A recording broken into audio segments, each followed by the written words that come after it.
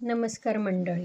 चला आता जाऊया किचनमध्ये. आज बनवते इडली. इडलीचं बेटर तयारच होतं. अर्धा चमची मीठ घातला, अर्धा चमची खाण्याचा सोडा, वरतून गरम पाणी ॲड केलं व बेटरला चांगलं हलवून घेतलं. यामुळे इडली फार सॉफ्ट बनते. नंतर इडलीच्या मोडला ऑइल लावून ग्रीस केलं व बेटर ॲड केलं. इडली स्टीम करायला ठेवली. 10 मिनिटात इडली तयार झाली.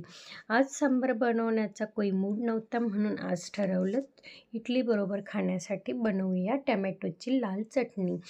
त्यासाठी मी घेतले टॅमॅटो, 2 टॅमॅटो घेतले, 1 कांदा घेतला, कोथिंबीर, हिरवी मिरची आणि लसूण. पॅनमध्ये थोडं तेल टाकलं, त्यात जिरं टाकलं, लसूण टाकला व नंतर टॅमॅटो कांदा चांगला रफली कट करून तोही ॲड केला. वरतून थोडं मीठ टाकलं व चांगलं हलवून घेतलं. मग त्यामध्ये अर्धा ग्लास जितकं पाणी मिक्स करून त्यांना एक उकळी येईपर्यंत शिजवून घेतलं. थोडी साखर ॲड केली. उकळल्यानंतर त्या वस्तू थंड झाल्यानंतर त्यांना सर्व मध्ये चांगलं वाटून घ्यायचं आहे. त्याच्यामध्ये कलर येण्यासाठी मी 1 चमचा काश्मीरी लाल मिर्च टाकली.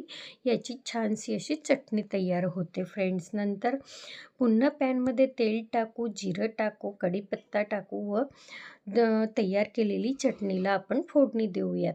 चटणी आपल्याला जास्त बॉईल नाही करायची आहे, फक्त 1 उकळी येऊ द्यायची. तयार आहे आपली गरमागरम इडली व टमॅटोची चटणी. फ्रेंड्स फारच टेस्टी होते. आपण